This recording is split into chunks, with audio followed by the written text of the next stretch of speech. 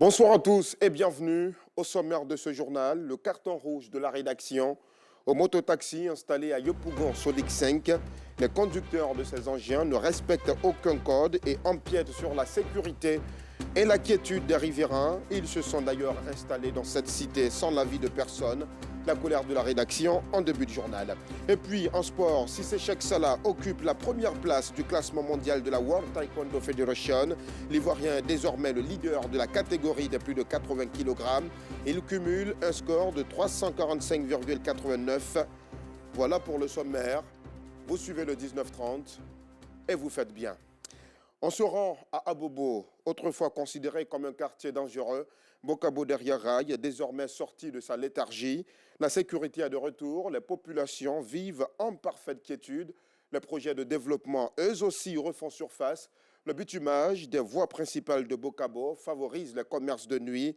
De l'obscurité à la lumière, Bokabo derrière rail n'en vit absolument plus rien.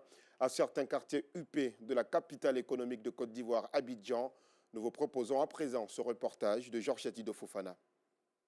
Commune d'Abobo, quartier Bokabo. Il est un peu plus de 20 heures. Depuis le bitumage de la voie principale, ce sous-quartier de Sagwe présente fière allure. Dès lors, plusieurs commerces se sont développés dans le quartier. Pâtisseries, grandes boutiques, pharmacies, entre autres. Le centre de santé communautaire, quant à lui, est bien entretenu. Tous ces commerces et centres de santé font la fierté des populations de Bokabo.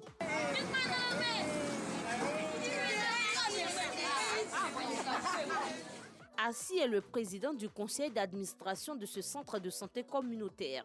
Il affirme sans détour, Bokabo, qui hier était un quartier enclavé, aujourd'hui respire l'air du développement. Quand il n'y avait pas le bitume, c'était difficile d'accéder même à la structure. Ça, c'est la première chose. Ensuite, quand il fallait évacuer des cas, il n'y avait pas de route, il n'y avait pas de véhicule.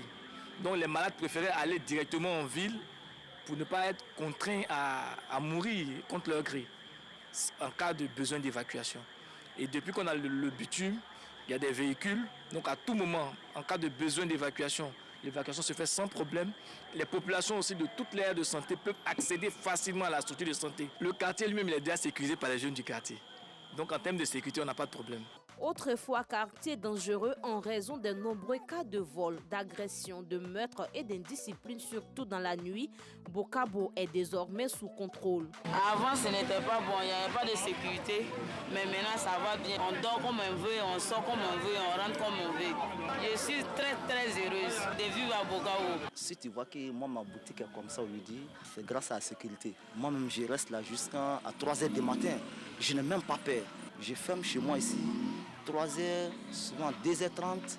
Je n'ai pas peur, puis je marche pour aller chez moi en l'aise. La question sécuritaire à Bokabo, une préoccupation majeure pour la jeunesse. Elle a mis en place une brigade de sécurité privée avec des jeunes volontaires pour assurer la sécurité du quartier, ce de jour comme de nuit. Objectif, permettre aux habitants de Bokabo de vivre dans la quiétude.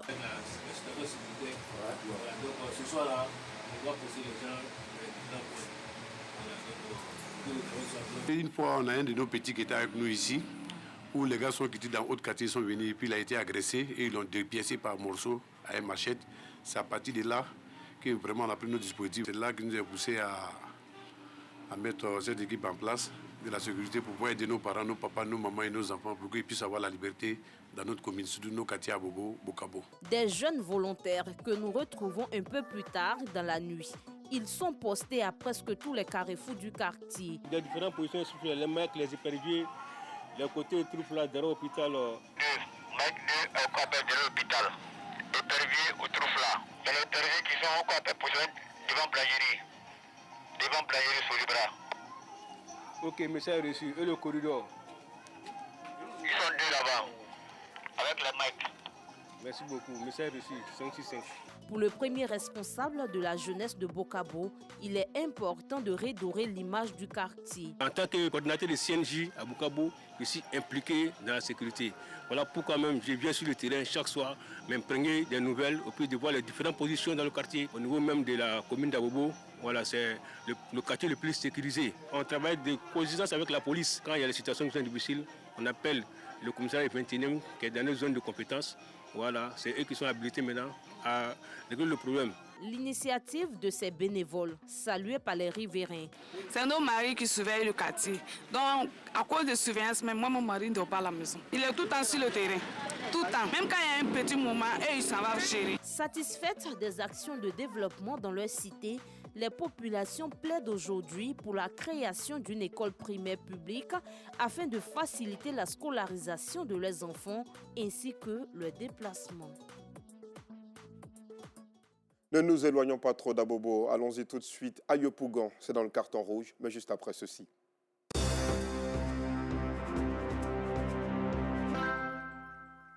Le carton rouge de ce soir est adressé aussi aux conducteurs des fameux taxis-motos. On en retrouve de plus en plus à Abidjan. Ils se rendent coupables de mauvaise conduite qui relèvent d'un autre âge, avec leur lot forcément d'accidents de la route. À Yopougon, Yangon, Solik 5, ils se sont installés à l'insu des responsables du quartier.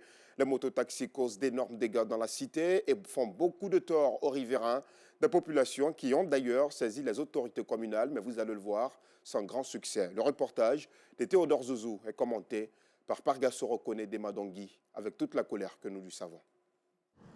Commune de Yopougon, quartier Nyangon, Solik 5. De ce carrefour, gare des Minika communément appelé Baka, jusqu'au sous-quartier Pembli d'Azito. Ces mototaxis règnent en véritable maître sur cette voie entièrement dégradée. Elles sont conduites en majorité par des mineurs. Ces soi-disant conducteurs, sans permis de conduire, planent, roulent à vive allure, font des dépassements en cascade, sans omettre des démarrages spectaculaires à vous couper le souffle.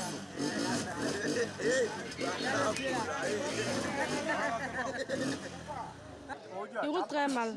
Et lorsque tu leur parles, ils font comme s'ils n'entendent pas. Ils font ce qu'ils veulent. Nous sommes obligés parce qu'on ne veut pas marcher. Donc, comme nous sommes loin, il y a raison pour laquelle on monte. En plus, le gare est un véritable lieu de règlement de compte entre conducteurs et syndicats, mais également un lieu de dispute entre eux et des passagers ou encore entre eux-mêmes. Ces comportements malsains, qu'on pourrait même qualifier de sauvages, gênent énormément les activités des voisines, vendeuses d'alocos et vendeuses d'articles poissons. Souvent, ils font par la business quand ils viennent rentrer. Ils tapent ma table, ils renversent les trucs. Les femmes qui entreprennent des activités génératrices de revenus aux abords de cette voie ne sont pas épargnées. Elles s'en plaignent en longueur de journée et disent être fatiguées, éreintées, exténuées, bref, déçues de ces bambins au guidon de ces mototaxis. On nous a fait cotiser pour mettre d'eau dedans pour qu'ils roulent un peu, mais ça ne va pas. Ils font de n'importe quoi. Ils roulent mal. Ils renversent les gens. Quand on leur dit, faites doucement. Actuellement, chacun se cherche. Au moins, s'ils peuvent rouler doucement, au moins, c'est bon. Mais, aucun respect. En tout cas, eux, l'essentiel, c'est de passer. Donc, j'essaie de dévier la voiture. En tout cas, ils provoquent beaucoup de dégâts, en tout cas. Je préfère marcher comme ça. Parce qu'ils roulent mal. Les accidents, c'est pas petit. Les accidents, ici, sont récurrents et par peur de représailles, les victimes préfèrent se taire, surtout les plus âgés. Quant aux enfants, qui constituent la majorité des personnes qui payent les frais de l'incivisme et de l'indiscipline de ces infortunés, figurent les élèves du primaire et de la maternelle. Un enseignant de cette école riveraine partage son inquiétude. Bon, les mototaxis ne nous arrangent pas à cause de notre sécurité, la sécurité des enfants. Parce qu'ils roulent mal. Ils font palabre aussi. En faisant palabre, les couteaux sortent, tout ça là. Donc vraiment, ça ne nous arrange pas. L'année passée, un enfant d'ici a été renversé par un mototaxi. Mais ça n'a pas été grave.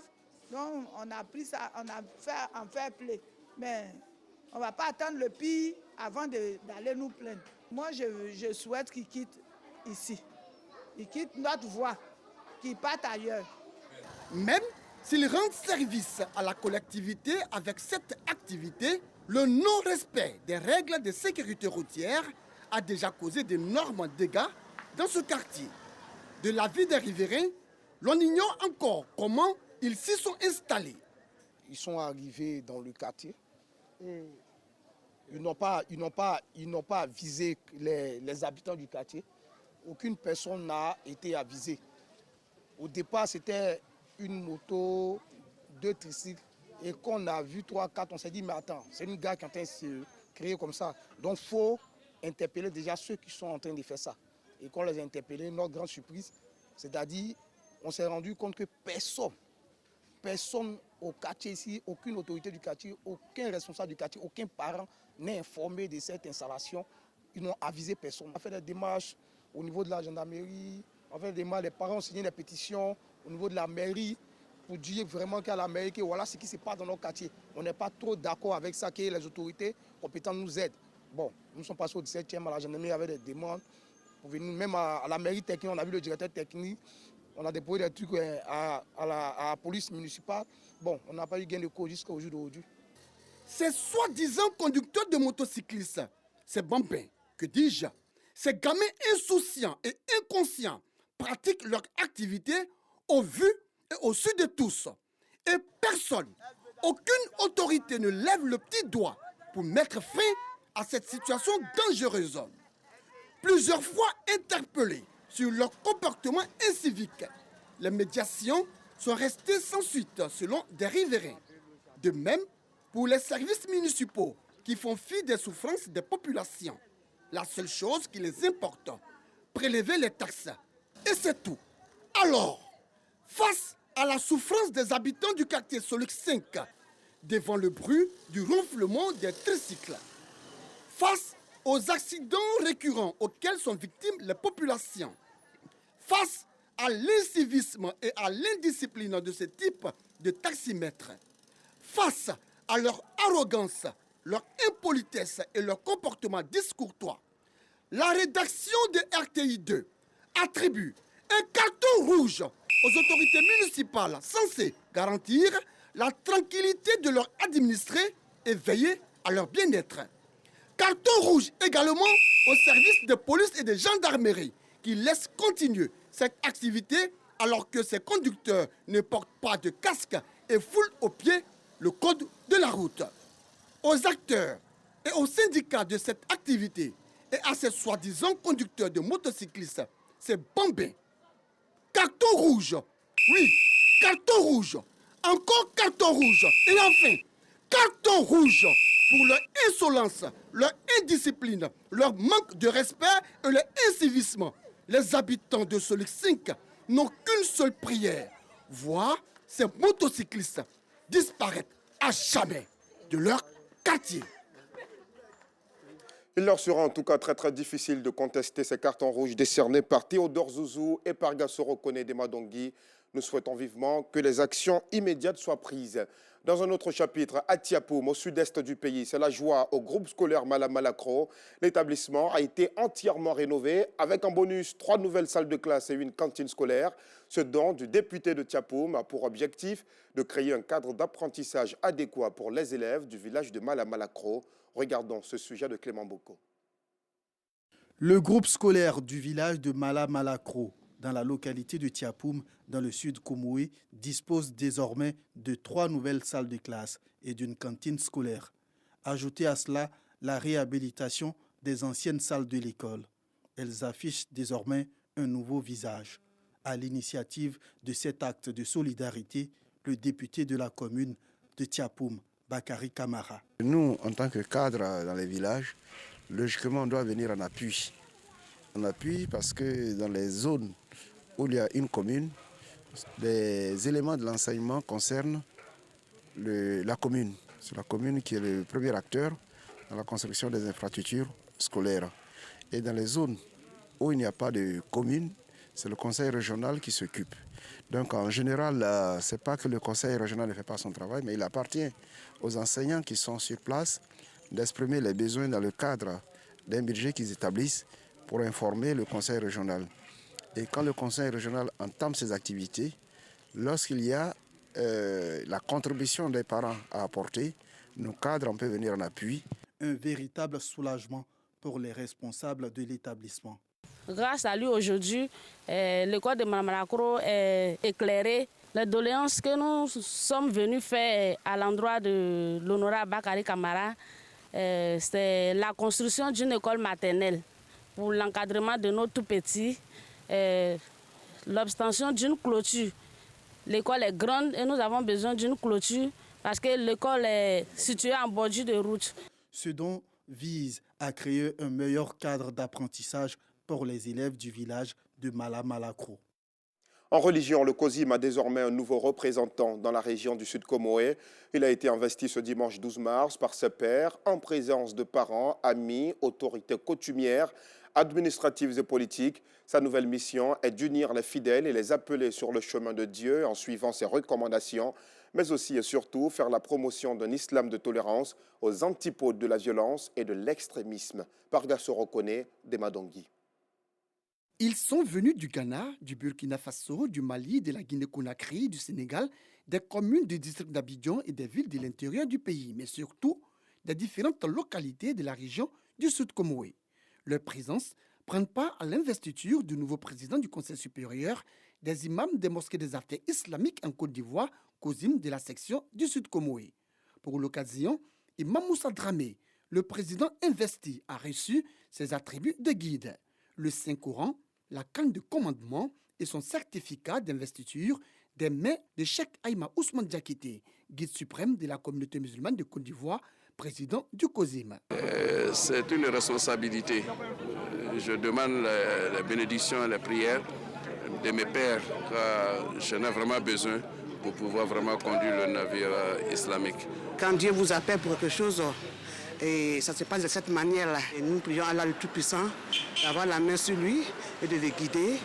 Nous avons été satisfaits parce qu'il y a une grande mobilisation. C'est l'occasion pour lui de mettre en pratique ce qu'il a toujours appris. C'est d'être juste, d'être équitable, d'être rassembleur, d'être généreux. L'investiture du nouveau président du COSIM du Sud Comoé a trouvé l'adhésion des autorités administratives et coutumières, mais aussi des élus et cadres de la région. Ça a été une cérémonie d'intronisation, vraiment marquée de beaucoup de prières, beaucoup de spiritualité. Vous avez vu les populations qui sont déplacées. Vraiment, ça avec beaucoup de joie qu'au Sud Comoé, nous accueillons notre nouveau chèque. Je suis particulièrement honoré du choix porté sur ma modeste personne à l'effet d'assurer le patronat de cette cérémonie qui rassemble non seulement l'ensemble des fidèles musulmans de la région du Sud Comoé, mais aussi les autres communautés religieuses. Après son investiture, l'imam Moussa Dramé et le président du COSIM ont fait un tour d'honneur afin de bénéficier des prières et des bénédictions de parents, des fidèles et des guides religieux qui, pour la circonstance, ont effectué nombreux le déplacement des prières et des bénédictions en vue de lui permettre de réussir sa mission. Cheikh Imam Moussa Dramé remplace à ce poste Cheikh Adjatou Sanogo, rappelé à Dieu en décembre dernier. En sport, Cheikh Cissé Salah occupe la première place du classement mondial de la World Taekwondo Federation. L'Ivoirien est désormais le leader de la catégorie des plus de 80 kg. Il cumule un score de 345,89 points, devançant ainsi le Mexicain Carlos Sansores qui l'avait battu en finale du Grand Prix de Riyad en décembre de l'année dernière. Une très bonne dynamique pour le champion ivoirien qui attend impatiemment les Jeux Olympiques de Paris en 2024. Nous lui souhaitons d'ailleurs de revenir avec la médaille d'or. Deuil national de 3 jours au Gabon à compter de ce 14 mars 2023. Le pays pleure 6 jours après les naufragés de l'Ester Miracle, un ferry faisant la navette entre Libreville et Port-Gentil. 6 morts et 31 disparus pour l'heure. Des voix s'élèvent depuis pour dénoncer la lenteur des secours et les mauvaises conditions de sécurité au sein de la marine marchande gabonaise. On arrive au terme de ce journal. Merci de votre attention. Retour de l'information à 12h30. Demain, je reviendrai à la même heure, si Dieu le veut. Très belle soirée à tous.